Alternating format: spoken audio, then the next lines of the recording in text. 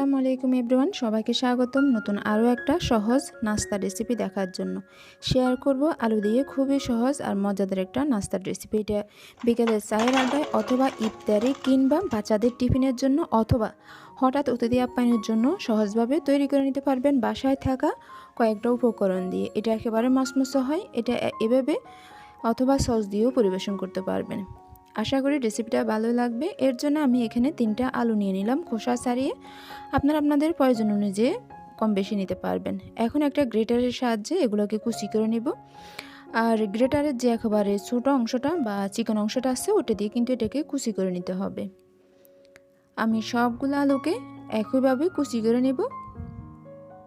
কুচি করে নেওয়া কমপ্লিট। এখন আমি এক সাইড করে নিলাম আর অন্যদিকে আরেকটা বল নিয়ে নিলাম। এর উপরে একটা সুতির কাপড় দিয়ে দিচ্ছি।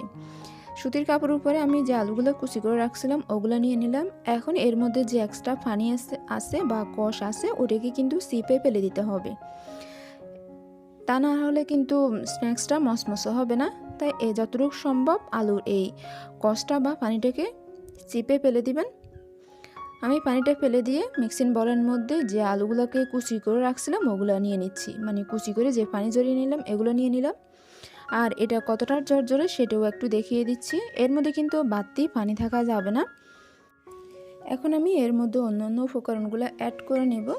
দিয়ে দিচ্ছি স্বাদ মতো কাঁচামরিচ কুচি। স্বাদ অনুযায়ী কম বেশি করে নিতে পারবেন, তবে একটু পাতলা করে কুচি করে নেবেন। দিয়ে দিচ্ছি প্রায় 1/3 কাপ পরিমাণের পেঁয়াজ কুচি, একটু পাতলা আর চিকন করে কুচি করবেন। আর স্বাদ মতো ধনিয়া পাতা কুচি দিয়ে দিলাম। স্বাদ মতো লবণ দিয়ে দিলাম।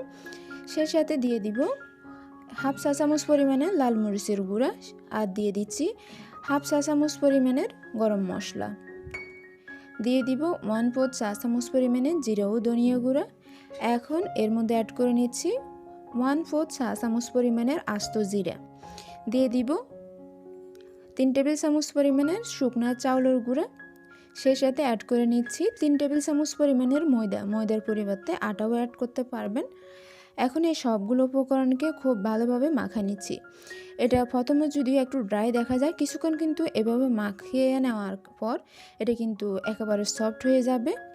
তবে কিছুক্ষণ একটু মেখে নিতে হবে। দেখেন এটা কিন্তু এরকম সফট করে মেখে নিতে হবে। এর মধ্যে কিন্তু বাড়তি কোনো পানি অ্যাড করার প্রয়োজন হবে না। আমি অল্প পরিমাণে নিয়ে এরপর হাতের সাহায্যে এটাকে গোল করে লম্বাটে একটা শেপ দিয়ে নিচ্ছি।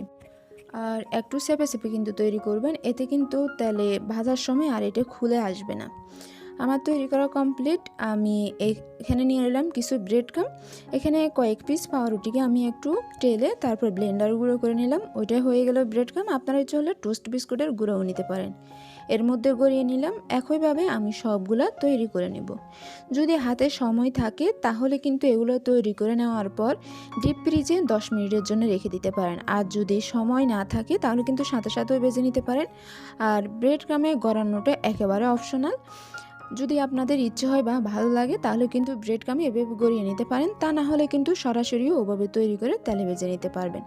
আমার সবগুলো তৈরি করা কমপ্লিট। এদিকে চুলে একটা পাতিল বসিয়ে আমি পরিমাণ মতো তেল দিয়ে তেলগুলোকে খুব ভালোভাবে গরম করে চুলার আঁচটা কিন্তু এখন মিডিয়ামে করে আমি সবগুলা নাস্তা দিয়ে দিলাম।